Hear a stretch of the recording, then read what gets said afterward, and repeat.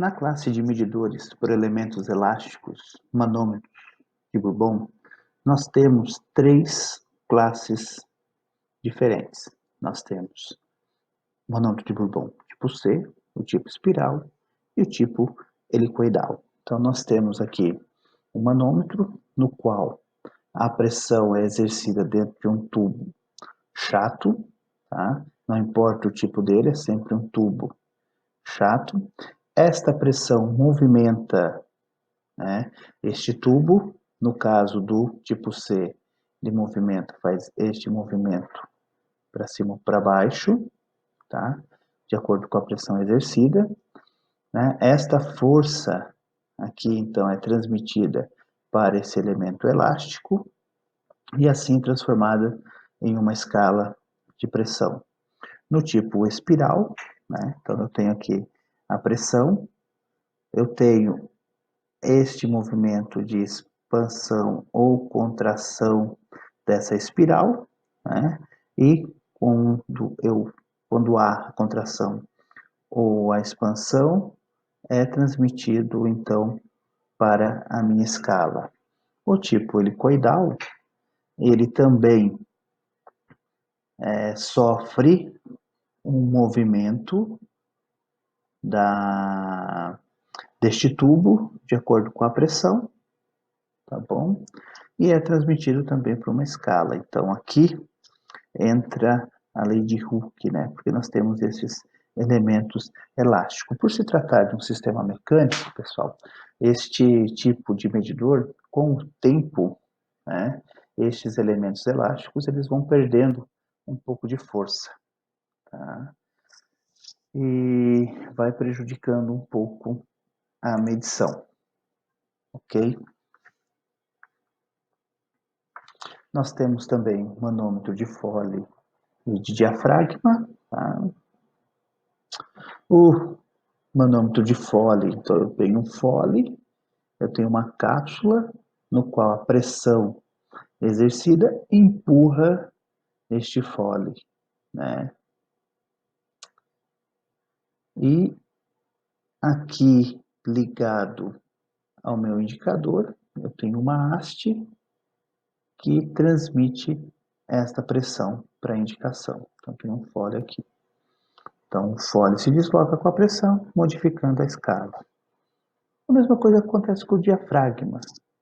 Ao invés de eu ter um Foley, eu tenho um diafragma dentro de uma câmara, na qual, né, ele se deslocará de acordo com a pressão exercida e irá mudar, então, a escala de pressão. Temos aqui algumas faixas de aplicação para os medidores por elementos elásticos.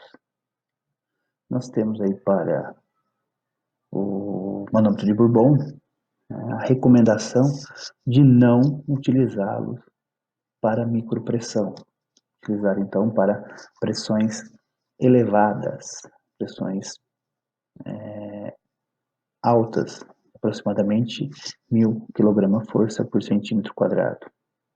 Já o diafragma, nós podemos utilizá-lo até aproximadamente 3 kgf por centímetro quadrado, que é considerada aí uma baixa pressão. O de Foley de baixa e média pressão, né? Então pode ir de 3 kgf por centímetro quadrado até 10 kgf por centímetro quadrado. E temos também o medidor tipo cápsula, que é indicado para micropressão. Para termos uma ideia de quanto é a pressão de 300 milímetros, de água, nós podemos transformá-lo para ATM, né? Então, o que nós temos que fazer? Primeiro, é converter essa coluna de água, esses 300 milímetros de água, para uma coluna de mercúrio, né? Então, como que eu faço essa conversão? Eu divido a coluna de água, os 300 milímetros de água, pela densidade do mercúrio, que é 13,6 gramas por ml. Isso irá nos fornecer uma pressão equivalente a milímetros de mercúrio igual a 22. Então, se dividirmos então os 22 milímetros de mercúrio por 760, nós temos aí aproximadamente 0,03 atm. Então, uma pressão baixa, micropressão.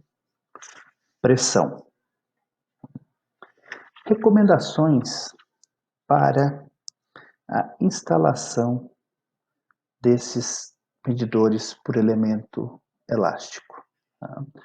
Primeiro, não devemos ultrapassar 2/3 de seu valor máximo quando a pressão for constante.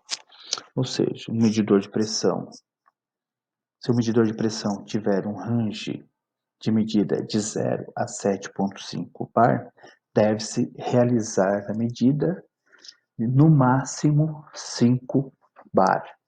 Se a pressão já for variável, variar bastante a pressão, então é recomendado utilizar metade do valor máximo que pode ser medido. Então, no exemplo que eu dei ali do medidor de 0 a 7,5, deveria-se então medir no máximo 4 bar.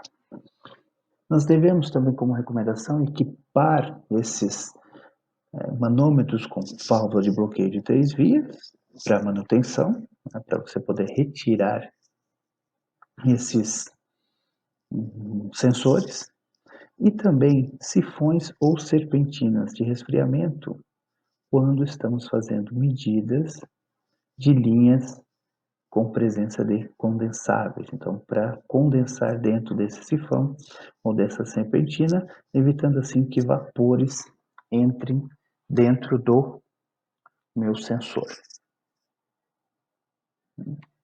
Agora nós iremos para os medidores especiais, onde nós temos os medidores indutivos, os capacitivos, os piezoelétricos e os piezoresistivos.